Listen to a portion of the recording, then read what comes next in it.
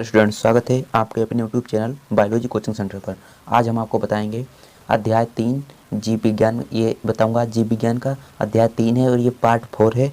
और जो part 1, part 2, part 3 upload हो चुके हैं मानव जीवन चैप्टर के। ठीक है, आज ये जो है चौथा पार्ट है। ठीक है, और 5वें पार्ट में आपका ये जो मानव जीवन अध्याय है ये कंप्लीट हो जाएगा। ठीक है, चलिए आज हम अध्याय 3 के बारे में पढ़ेंगे। ठीक है, जो क्वेश्चन यहाँ पर 3 दिए हुए हैं बहुत ही महत्वपूर्ण क्वेश्चन है। चलिए सबसे पहला जो महत्वपूर्ण क्वेश्चन है वो क्या है, शुक्रजन नलिका की संरचना का वर्णन करो। ये सबसे महत्वपूर्ण प्रश्न है, शुक्रजन नलिका की संरचना का वर्णन करो। चलिए उत्तर को डालते हैं। ठीक है, अब यहाँ पर डालेंगे शुक्रजन नलिका, शुक्रजन नलिका हेडिंग डालेंगे। ठीक है, शुक्रजनक नलिका ऐसे आपको हेडिंग डाल लेनी है, बहुत ही महत्वपूर्ण। ये हेडिंग को ज़्यादा महत्व देनी है। ठीक है, अब चलिए शुक्रजन नलिका के बारे में समझते हैं। पहले मैं लिखूंगा फिर आपको समझा दूंगा। ठीक है, चलिए शुक्रजन नलिका के बारे में लिखते हैं। देखिए, वृषण का जो निर्माण होता है वो शुक्रजन नलिकाओं से होता है। चलिए लिखते हैं फिर आपको समझाएंगे। वृषण का निर्माण अनेक शुक्रजन नलिका से होता है। ठीक है, अनेक, बहुत सारी शुक्रजन नलिकाएं होती हैं, शुक्रजन नलिका से होता है। नलिका कह लीजिए, नलिकाओं कह लीजिए, बात है कि नलिकाओं से होता है जी। ठीक है, और लिखेंगे शुक्रजन नलिका होती है, उसके मध्य जो होती है, उसके जो पास में होती है वो संयोजी ऊतक। ठीक है, संयोजी ऊतक में स्थान स्थान पर अंतराली कोशिकाओं का समूह स्थित होता है। ठीक है, शुक्रजन नलिकाओं के पास जो संयोजी ऊतक होते हैं उनके पास अंतराली कोशिकाओं का समूह होता है। चलिए लिखते हैं। देखिए हमने क्या बताया, शुक्रजन नलिका, शुक्रजनक नलिका, नलिका कह लीजिए, नलिकाओं के मध्य या पास संयोजी ऊतक होते हैं, संयोजी ऊतक होते हैं इनके स्थान स्थान पर, इनके संयोजी ऊतक के स्थान स्थान पर। ठीक है, ध्यान से समझना इस बात को, बहुत ही महत्वपूर्ण क्वेश्चन है। संयोजी ऊतक के स्थान स्थान पर अंतराली कोशिकाओं का समूह स्थित होता है। ठीक है, स्थान स्थान पर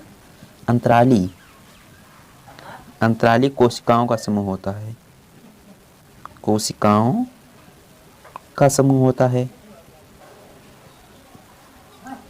ठीक है, ठीक है, और लिखेंगे इनके मध्य जो स्थान होता है उन पर सर्टोली कोशिकाएं पाई जाती हैं। ठीक है, इनके स्थान पर सर्टोली कोशिकाएं पाई जाती हैं। ठीक है, अब मेरी राइटिंग को समझ लेना, वैसे मेरी राइटिंग थोड़ी खराब है। ठीक है, सर्टोली कोशिकाएं पाई जाती हैं,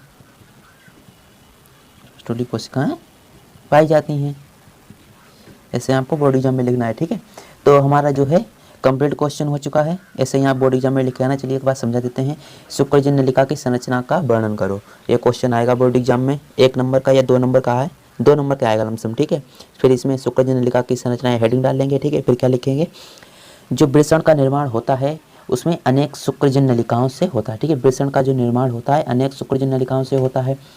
और शुक्रजन नलिका के मध्य, शुक्रजन नलिका जो होती है ये शुक्रजन नलिका के मध्य संयोजी ऊतक होते हैं।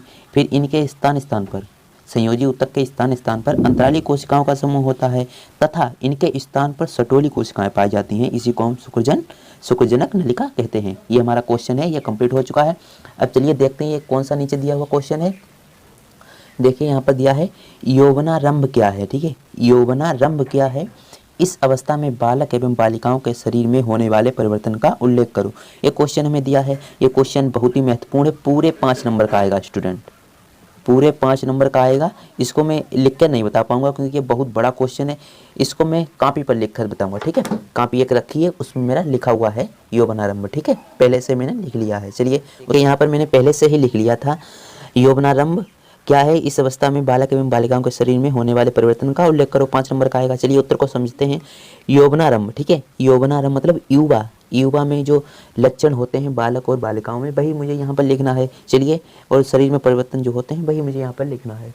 चलिए लिखते हैं युवा, या युवा लिख लीजिए। यौवनारंभ शरीर में परिवर्तन की वह प्रक्रिया है। ठीक है, यौवनारंभ जो युवा की जो शरीर की परिवर्तन की वह प्रक्रिया है जो बालक और बालिकाओं में, जो बालक और बालिकाओं में शरीर में होने वाले परिवर्तन को देखते हैं तथा प्रजनन और निषेचन करने की क्षमता विकसित होने लगती है। ठीक है, क्षमता विकसित होने लगती है। ये बहुत महत्वपूर्ण प्रश्न है, यहाँ पर समझिए। क्षमता विकसित होने लगती है। और यहाँ पर अब हेडिंग पड़ेगी बालक के शरीर में होने वाले युवा के लक्षण। ठीक है, यहाँ पर जो हेडिंग है वो पड़ जाएगी, क्योंकि मुझे बालक और बालिकाओं के शरीर में होने वाले परिवर्तन देखने हैं। ठीक है, तो सबसे पहले मैं बालक के लक्षण देखेंगे, युवा के, और फिर बाद में हम बालिका के लक्षण देखेंगे। चलिए सबसे पहले हम बालक के देख लेते हैं। बालक के शरीर में लगभग 15 से 18 वर्ष की आयु में युवा के लक्षण विकसित होने लगते हैं। ठीक है, जो बालक होता है, बालक जो लड़का, उसके शरीर में 15 से 18 वर्ष की आयु में ही युवा के लक्षण जो होते हैं वो उत्पन्न होने लगते हैं या दिखाई देने लगते हैं। ठीक है, ये मुझे यहाँ पर लिखना है। और फर्स्ट नंबर पर यहाँ पर क्या लिखना है, फर्स्ट नंबर जब हम डालेंगे, ठीक है, शरीर में विभिन्न लक्षण होते हैं, जैसे शरीर अधिक मजबूत हो जाता है, मांसपेशियाँ भी अधिक मजबूत हो जाती हैं, शरीर सुडौल शक्तिशाली बन जाता है, कंधे अधिक चौड़े हो जाते हैं। ठीक है, ऐसे आपको लिखना है फर्स्ट नंबर पर। और सेकंड नंबर आपको लिखना है शरीर में बाल उगने लगते हैं। ठीक है, शरीर में होते हैं जो बाल उगने लगते हैं, ये तो आपको पता होगा अगर आपका लड़का है। ठीक है, शरीर में बाल उगने लगते हैं, दाढ़ी आ जाती और मूंछ के बाल भी आने शुरू हो जाते हैं। ठीक है, आदि उनके आसपास बाल उग जाते हैं। ठीक है, ये मुझे दूसरे नंबर पर लिखना है। और तीसरे नंबर पर क्या लिखना है, देखिए स्टूडेंट, तीसरे नंबर पर मुझे लिखना है बालक के शरीर में तो परिवर्तन होते हैं, लेकिन शरीर में तो परिवर्तन होते ही हैं। ठीक है, लेकिन क्या क्या यहाँ पर लिखा है, लेकिन इनकी आवाज़ में भी काफ़ी परिवर्तन हो जाता है। इनकी जो आवाज़ होती है लड़कों की, वो कैसी हो जाती है, भारी हो जाती है, तथा इसमें नर हार्मोन टेस्टोरोन के कारण संभव होते हैं। ठीक है, ये जितनी प्रक्रियाएं हैं बालक के शरीर में, जितनी भी प्रक्रियाएं या परिवर्तन होते हैं एज के साथ साथ, जो परिवर्तन होते हैं वो सिर्फ टेस्टोस्टेरोन पर ही निर्भर करते हैं। टेस्टोस्टेरोन जिसका हाई होगा तो उसमें सारे परिवर्तन ये दिखाई देते हैं। टेस्टोस्टेरोन शरीर के शारीरिक लक्षणों में परिवर्तन लाता है। ये हमारा कौन सा कंप्लीट हो चुका है, बालक का। बालक के शरीर में युवा के लक्षण हमारा कंप्लीट हो चुका है। अब देखते हैं बालिका के शरीर में क्या लक्षण होते हैं। चलिए इसका उत्तर समझते हैं। बालक की तरह बालिका में भी बहुत युवा के लक्षण होते हैं। ठीक है, नंबर फर्स्ट पर लिखना है, स्तनों में वृद्धि आती है, सुडौल शरीर होता है। दूसरे नंबर पर इनके बाह्य जननांगों तेजी से विकास हो जाता है। जो बाहर की ओर होते हैं जन अंग जो होते हैं बाहर की ओर, उनका तेजी से विकास हो जाता है। तीसरा नंबर होता है जननांगों तथा बगल में बाल विकसित होने लगते हैं। ये मुझे तीसरा नंबर। स्वभाव में शीतलता तथा आवाज़ में काफ़ी परिवर्तन हो जाता है। स्वभाव उनका ऐसा स्वभाव हो जाता है कि वो कतई शीतल आवाज़ हो जाती है और पतली बहुत महीन आवाज़ हो जाती है। ठीक है, आपने देखा होगा। और अंडाशय में जो अंडाणु होते हैं उसका निर्माण होने लगता है। ठीक है, यही आपको लिख देना है यौवनारंभ वाले में। ठीक है, ये वाले क्वेश्चन में आपको सिर्फ यही लिखना है, यौवनारंभ क्या है, इस अवस्था में बालक एवं बालिकाओं के शरीर में होने वाले परिवर्तन का उल्लेख करो। ये आप पूरा क्वेश्चन छाप देंगे जो मैंने बताया, तो आपको पूरा का पूरा 3 नंबर मिलेगा। ठीक है, 3 नंबर में या 5 नंबर का ये क्वेश्चन आएगा जरूर। ठीक है, 4 नंबर तो का पक्का आएगा ये। ठीक है, अब देखते हैं मनुष्य के नर जनन तंत्र का वर्णन करो। ठीक है, चलिए इसके बारे में समझते हैं। देखिए यहाँ पर सबसे पहले हम उत्तर डाल लेते हैं। देखिए यहाँ पर सबसे पहले उत्तर पड़ेगा। अब लिखना है मनुष्य के नर जनन तंत्र। ठीक है, हेडिंग को डाल लेना है, क्योंकि हेडिंग ही आपके एग्जाम में ज़्यादा महत्व देगी। ठीक है, मनुष्य के नर जनन तंत्र, ये हेडिंग डाल लेनी है आपको, और नीचे से अंडरलाइन स्केल से करना है। ठीक है, अब लिखते हैं मनुष्य के नर जनन। देखिए पुरुष में पाए जाने वाले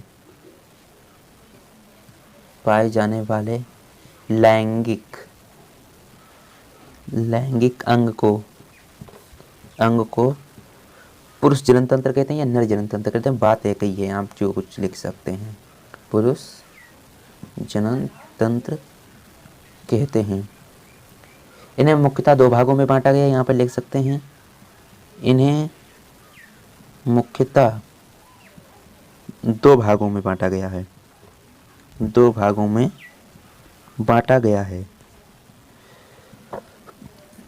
ठीक है, यहाँ पर लिख गया है इन्हें मुख्यतः 2 भागों में बांटा गया है। अब चलिए सबसे फर्स्ट नंबर पर हम क्या डालेंगे, प्राथमिक लैंगिक अंग।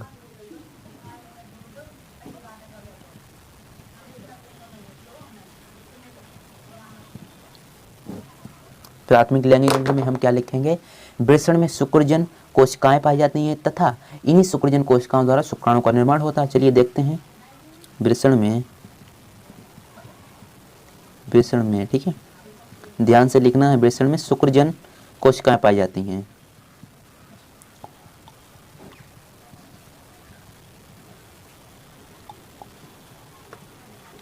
इन्हीं शुक्रजन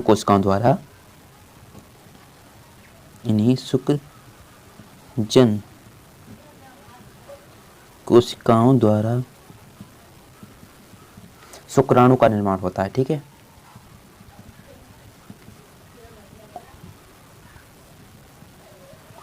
पहले लिख देते हैं फिर आपको समझाएंगे। ठीक है, शुक्राणु का निर्माण होता है। अब लिखते हैं द्वितीयक लैंगिक अंग। द्वितीयक लैंगिक अंग क्या होता है चलिए लिखते हैं, फिर आपको समझा देंगे। द्वितीयक लैंगिक अंग, राइटिंग थोड़ी मेरी खराब है, आपको मैं पहले भी बता चुका हूँ, क्योंकि मैं जल्दी जल्दी लिख रहा हूँ आपके लिए। ठीक है, क्योंकि मैं जल्दी जल्दी लिख रहा हूँ सिर्फ आपको समझाने के लिए। ठीक है, फिर आपको समझा देंगे। अगर आपके समझ में आ गया तो आप अपने आप खुद भी लिख सकते हैं। ठीक है, इसे मैं 2 भागों में बांटूंगा। ठीक है, इसे 2 भागों में बांटूंगा मैं। ठीक है, द्वितीयक लैंगिक अंग को 2 भागों में बांटा जाता है। ठीक है, अब चलिए सबसे पहला जो भाग है वो क्या है, इसे लिखते हैं।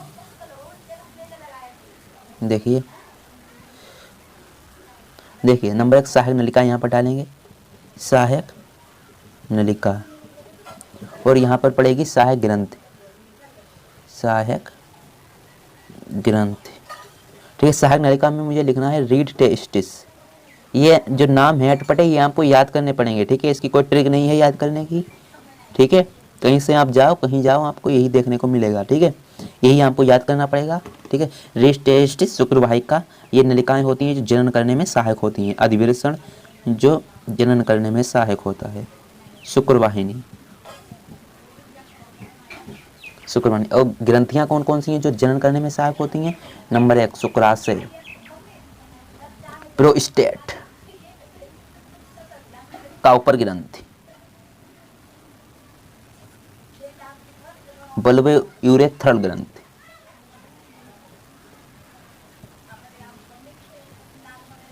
थ्रल ग्रंथि। तो हमारा ये कंप्लीट हो चुका है क्वेश्चन। अब आपको समझा देते हैं क्या क्या हमने लिखा है अभी। देखिए, मनुष्य में नरजनन तंत्र का वर्णन करो। मोस्ट इंपोर्टेंट क्वेश्चन है, 5 नंबर का आएगा। देखिए सबसे पहले हेडिंग डाल लेनी है, मनुष्य के नरजनन तंत्र। पुरुष में पाए जाने वाले लैंगिक अंग को पुरुष जनन तंत्र कहते हैं। इन्हें 2 भागों में बांटा गया है। नंबर 1 प्राथमिक लैंगिक अंग, हेडिंग डाल लेनी है। फिर क्या लिखना है इसमें, वृषण में शुक्रजन कोशिकाएं पाई जाती हैं। ठीक है, वृषण में शुक्रजन कोशिकाएं पाई जाती हैं और इन्हीं शुक्रजन कोशिकाओं द्वारा शुक्राणु का निर्माण होता है। ठीक है, देखिए प्राथमिक लैंगिक अंग, वृषण में शुक्रजन कोशिकाएं पाई जाती हैं और इन्हीं शुक्रजन कोशिकाओं द्वारा शुक्राणु का निर्माण होता है। ये प्राथमिक लैंगिक अंग में लिखना है। और हमारा दूसरा है द्वितीयक लैंगिक अंग। द्वितीयक लैंगिक अंग को हमने 2 भागों में बांटा है। नंबर 1 सहायक नलिका, ये काले कलम से डालना है, और सहायक ग्रंथि ये भी काले कलम से डालना है। सहायक नलिका में मुझे लिखना है रीड टेस्टिस कामा शुक्रवाहिका। ठीक है, अधिवृषण कामा शुक्रवाहिनी। ठीक है, ये सहायक नलिकाएं होती हैं जो जनन करने में सहायक होती हैं मानव के लिए। ठीक है, और मादा के लिए मैं आपको पहले बता चुका हूँ। ठीक है, सहायक नलिका क्या होती है, रीड टेस्टिस शुक्रवाहिका और अधिवृषण। ठीक है, रीड शुक्रवाहिका और अधिवृषण और शुक्रवाहिनी, ये सहायक नलिका में लिखना है। और सहायक ग्रंथ में मुझे क्या लिखना है, शुक्राशय, प्रोस्टेट, काउपर ग्रंथि, बल्बो यूरेथ्रल ग्रंथि। ये आपको इतना याद कर लेना है, आपका पूरा का पूरा 5 नंबर या 4 नंबर क्लियर हो जाएगा। अब चलिए, अब मैं मिलता हूँ अगले वीडियो में। जब तक के लिए मेरे चैनल को सब्सक्राइब करें, क्योंकि यहाँ आपको पार्ट 5 चाहिए। देखिए यहाँ पर आपको पार्ट जब 5 चाहिए तो मेरे चैनल को सब्सक्राइब करना पड़ेगा और बेल आइकन को भी प्रेस करना पड़ेगा, क्योंकि आपको जितनी भी वीडियो मिले, जितनी भी वीडियो मैं डालूं, ठीक है, वो आपको तुरंत ही मिल पाए। ठीक है, चलिए अब मैं मिलता हूं अगली वीडियो में पार्ट 5 के साथ। जब तक के लिए जय हिंद, जय भारत।